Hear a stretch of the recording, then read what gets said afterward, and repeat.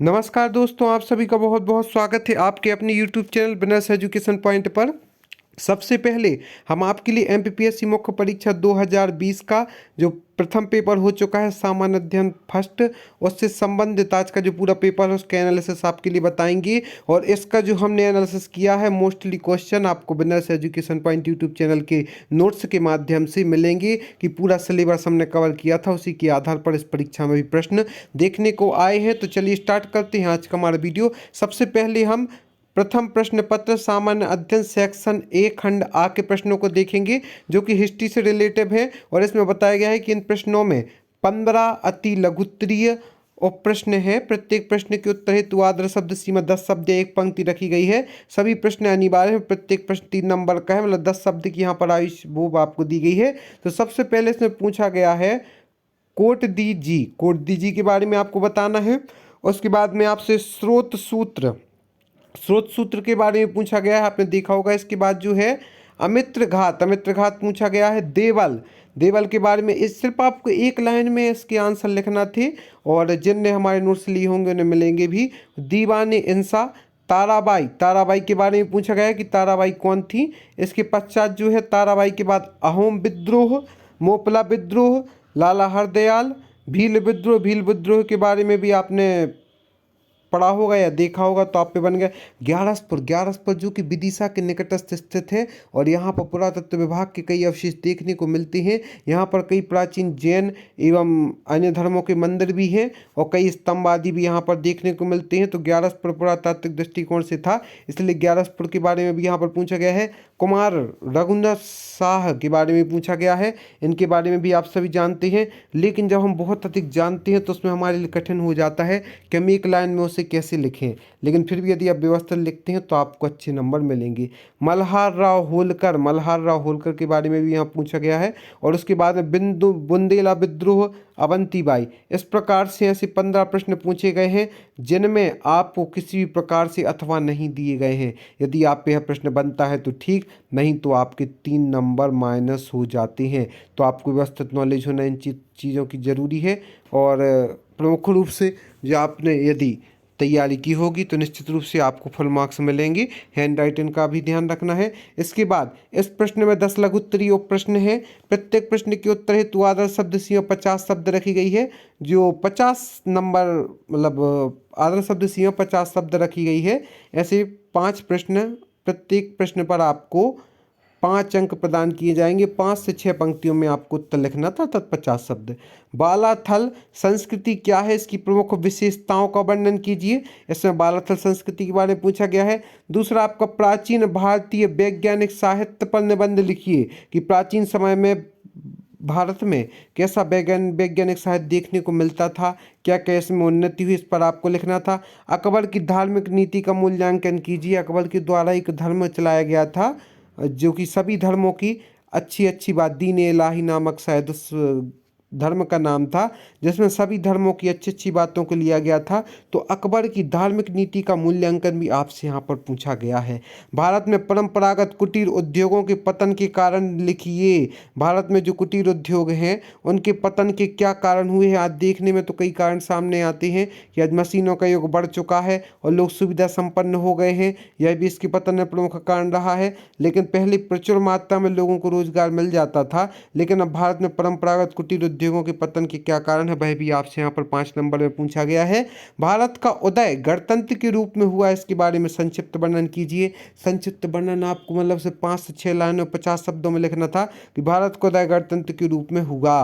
मध्य प्रदेश के पुनर्गठन के बारे में विवरण कीजिए। मध्य प्रदेश का सबसे पहले तो 1 नवंबर 1956 को मध्य प्रदेश की स्थापना की गई थी, और इसमें कई हिस्से शामिल थे।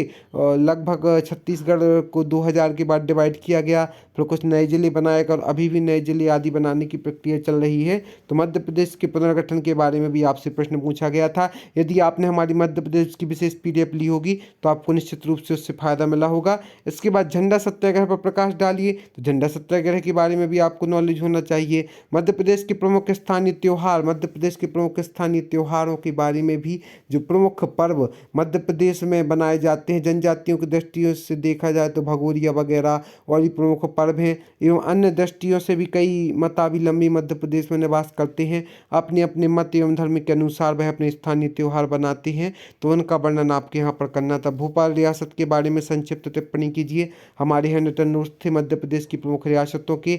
यदि आपने भोपाल रियासत के बारे में हमारे नोट्स से लिए होते तो आपके 10 नंबर तो अभी पक्के हो जाते। एक भोपाल रियासत के बारे में संक्षिप्त जानकारी आपको प्राप्त होती और दूसरी बघेल रियासत के बारे में, क्योंकि उन दोनों रियासतों की विस्तृत जानकारी हमारे नोट्स के माध्यम से आपको मिल जाती।